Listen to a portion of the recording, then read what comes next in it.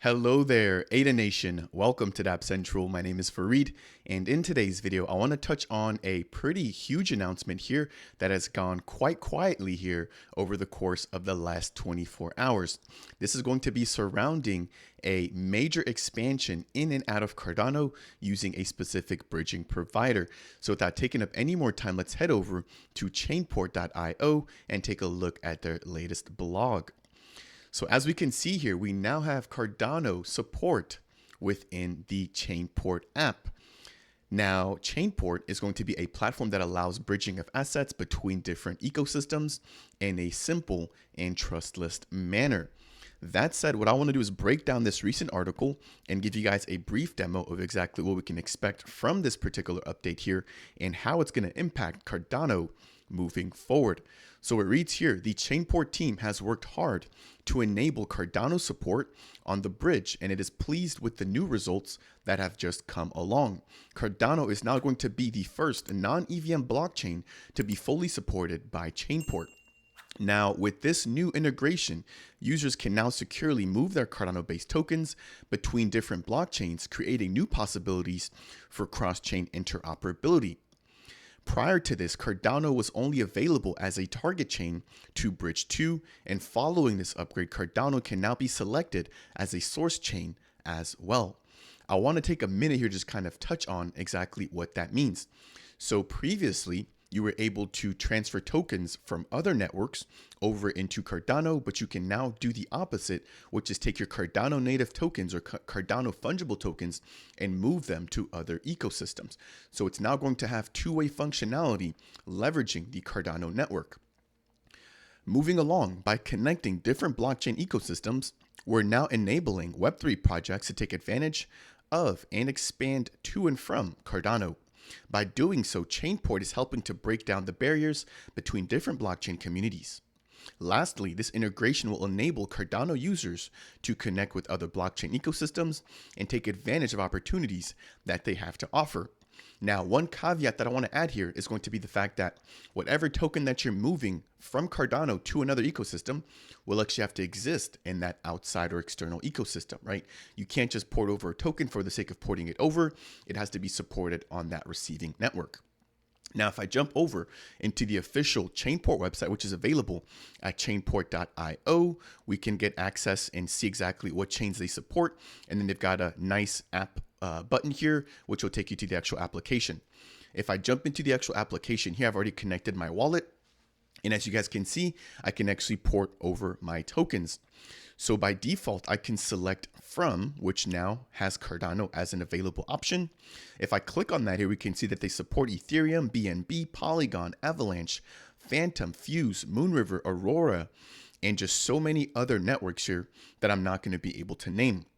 Now, another notable one will be the Milkamada C1 sidechain. Again, this is going to be leveraging EVM compatibility and Cardano interoperability. So really good to see that two major platforms relating to Cardano. Obviously, number one is going to be the Cardano network itself. And then the second is going to be the Milkamada sidechain are now supported here from the ChainPort bridge. So let's say that I've selected Cardano. I can then select what chain I want to port to, again, given the fact that whatever token I'm porting is supported on that receiving network. Alternatively, I can flip the bridge back around so I can connect a separate wallet and actually bridge from some EVM compatible network over into Cardano. So for now, I'm going to cancel that, and I'm actually going to flip this back over, and I'm going to go ahead and just see exactly what we can port over. For those of you who are now watching this video, you guys would know probably very well that I cover Cornucopias here, and they were actually one of the first projects to partner up with the ChainPort app. So what we saw was a collaboration between Cornucopias and ChainPort, where the Cornucopias team initially launched on the BSC or the Binance Smart Chain, and that's where they had the majority of their Copy tokens. In collaboration with ChainPort, they were the first token to be ported over from BSC into Cardano. That said, that was a one-way transfer where you could move your tokens from the EVM source into the Cardano receiving end, right? But now you can do the opposite. So Copy is going to be one of the first tokens that is supported. We've also got Jed, which I recently released a video for, which I'll leave linked down below. But this was a video talking about the fact that Jed will now be going cross-chain, being supported on the Binance Smart Chain as well as on Ethereum. Right now, they're going to only be operating on Cardano, but again, that's going to be changing very soon, given the fact that we now have the ability to migrate our Jed from one ecosystem to another.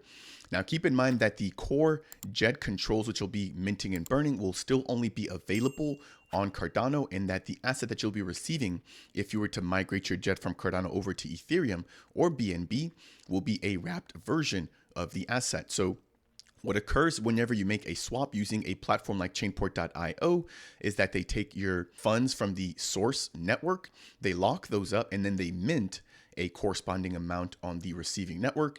And once you're done with that and you want to bridge back over, they'll lock up the funds or burn the funds that were minted on the receiving network, and then basically unlock the original funds that were locked up on the original source. So we've got Copy and Jed.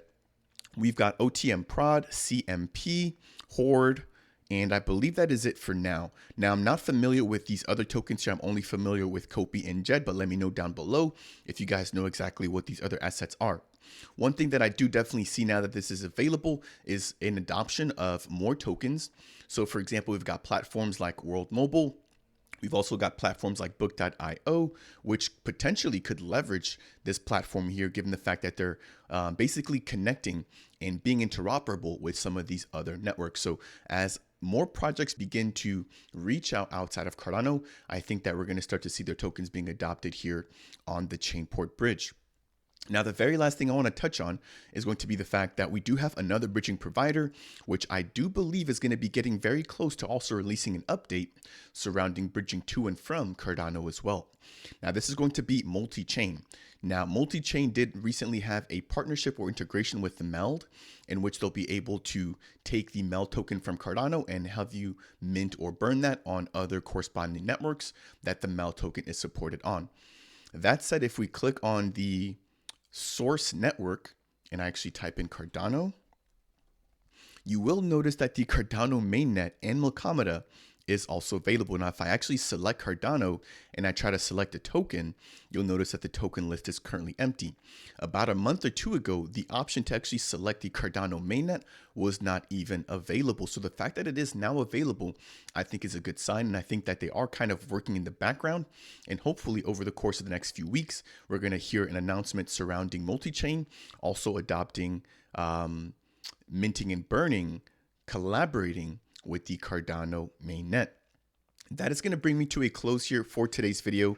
Again, I just wanted to quickly touch on this here. I didn't see a lot of other platforms covering this news, but I do think it's a huge update nonetheless for the growth and adoption and interoperability for Cardano. Guys, keep in mind that in order for us to grow in this space, we will have to be interoperable. I know that a lot of people here like to think that, Cardano can just do everything on its own, which I would love to believe. But again, keep in mind that blockchains are going to be like different tools, right? A particular tool might fit best for a particular use case, while a separate tool may fit better for another use case. And I think that's exactly what we're going to see with Cardano. We may see decentralization, and security being one of the key features of Cardano, but there may be other weak areas that we could leverage and be using other networks for. So that is my 2 cents there. That is my take. Let me know what you guys think down below. Do you agree with this particular update? Will you also be leveraging the use of the ChainPort bridge or the multi-chain bridge once that goes live? That said, that is going to bring me to a close here for today's video. If you guys found this brief update to be helpful or insightful in any way, shape, or form, I would really appreciate it if you guys could tap that like button. If it's your first time stopping by the channel and you want more content like this, consider subscribing. And if you guys have any questions for me surrounding Cardano or the multi-chain bridge or the ChainPort app, then make sure to leave those down below. That said, and as always, I will see you guys in the next video.